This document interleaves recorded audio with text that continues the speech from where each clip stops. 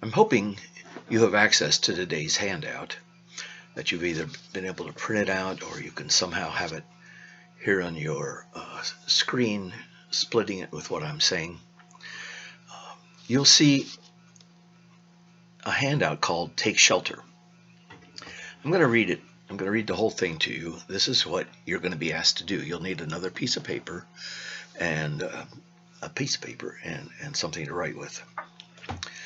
Your group is responsible for the welfare of human ecology communes throughout the world.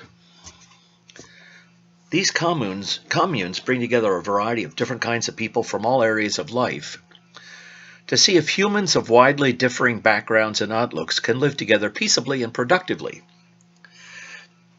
Suddenly you learn that the life balance at one of these communes is dangerously upset because of unauthorized nuclear experimentation.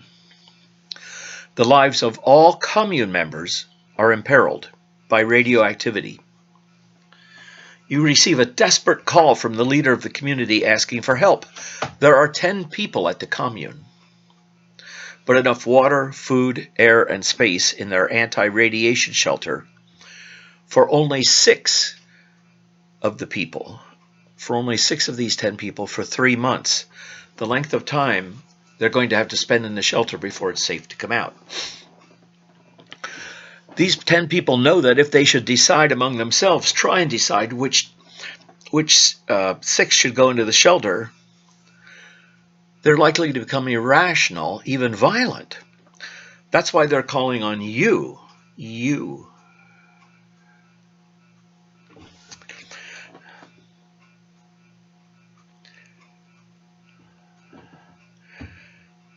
to determine which 6 go into the shelter.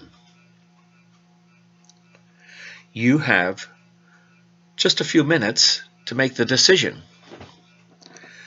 Usually in class we'd have this be a group decision, but because of COVID-19 today, it's your individual decision. If you don't make this choice within, say, 20 minutes, your whole group's going to die of radioactivity. The 6 who are chosen out of the 10 must be in that shelter in 25 minutes. So the question before your group is one of human life and of human values. Your choice is important. You can't let 10 people fight for survival. You must hurry with your decision. And this is all you know about these 10 people.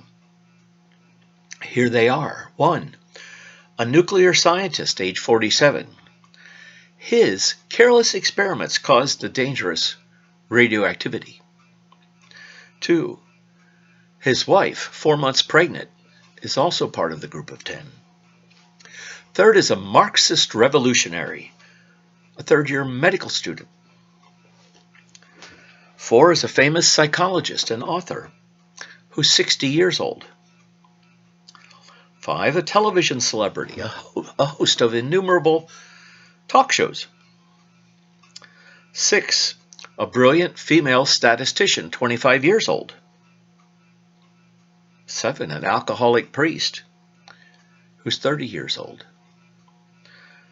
8, a professional football player with very low IQ.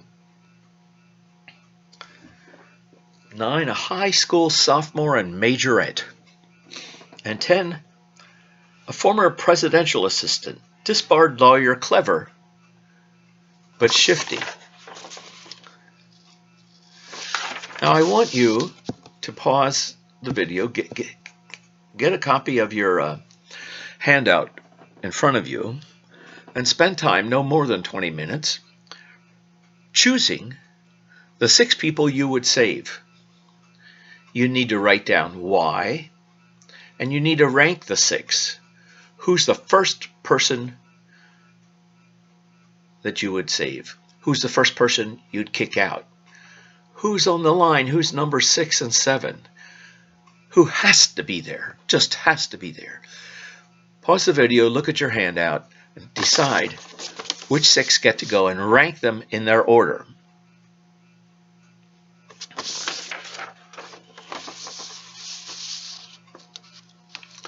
Okay, I hope you've stopped the video, chosen your 6 survivors, and ranked them. I just want to make some comments that I hear from student groups as we do this in class.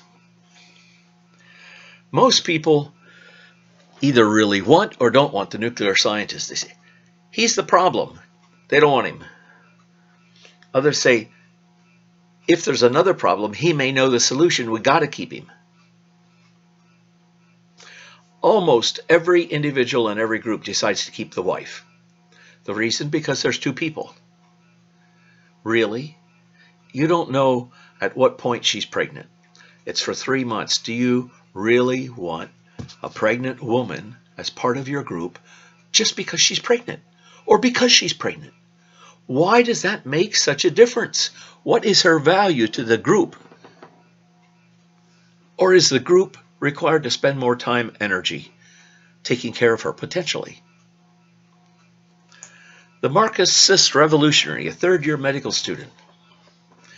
Most student groups will say we have to keep him. He's a medical student. He knows things about illness. We may need somebody who knows something about illness. The psychologist and author, 60 years old. So he's lived most of his life. He doesn't need to live anymore. Even though he's a famous psychologist and may be able to help calm down the group, may be able to have groups do things, smaller groups of the 6 do things together. But our culture, the U.S. culture, does not value older age. In Japan, somebody my age would be revered if I stood up in front of the classroom. In this country, somebody my age has to earn that respect. It's very different. So in this country, most people would say, get rid of the 60-year-old. If I was doing this in Japan, that would almost certainly be the first or second person kept. A television celebrity, host of innumerable talk shows. Most groups will kick him out, or her. The statistician, 25 years old. People think, groups of students think that maybe the other commune groups will have died out, and their commune group of 6 will need to repopulate the earth, and having both the high school sophomore and majorette and the female statistician will help with the repopulation of the earth. Otherwise, what's the reason to keep a female statistician? The alcoholic priest. A lot of groups will kick this person out. He's alcoholic. You don't know if he's still an alcoholic or if he was an alcoholic, if he's going to need alcohol, if he'll need to recover. He is a priest, which means he has been trained and he has talked with people individually, talked with groups, helped settle people down. He's been a counselor. Will his potential value as a counselor and as a priest, a person of faith, outweigh his needs depending on whether he's an alcoholic now or used to be an alcoholic? He's pretty young to be an alcoholic. The professional football player with a low IQ, very stereotypical. People say we may need a strong person. I don't know what for. I'd get rid of that person second. I say, what do you need this person for? What are we going to need to lift? What are we going to need that's going to be moved that's heavy? I don't see a need for the football player. Most student groups will keep this student football player. Sophomore majorette, most groups want her just in case they need help repopulating the earth. There she is. And the former presidential assistant, disbarred. So he's been disbarred. He made a mistake. It's like the alcoholic priest. He made a mistake. He couldn't stop drinking alcohol for a while. Shifty. So there are some obvious ones that people take. The nuclear scientist, his wife, the 3rd-year medical student. Those are almost always kept by students. Beyond that, it really depends. Very rarely is the 60-year-old kept. Very rarely is the high school majorette kept. The disbarred lawyer, the television celebrity they figure can help do entertainment. But I want you to look now at how you've ranked the 6 that you would keep. I'd like you to spend, you could pause this video again, spend some time and write down why. One sentence, why you would keep this person. And with the 4 you didn't, one sentence, write one sentence, why you didn't keep this person.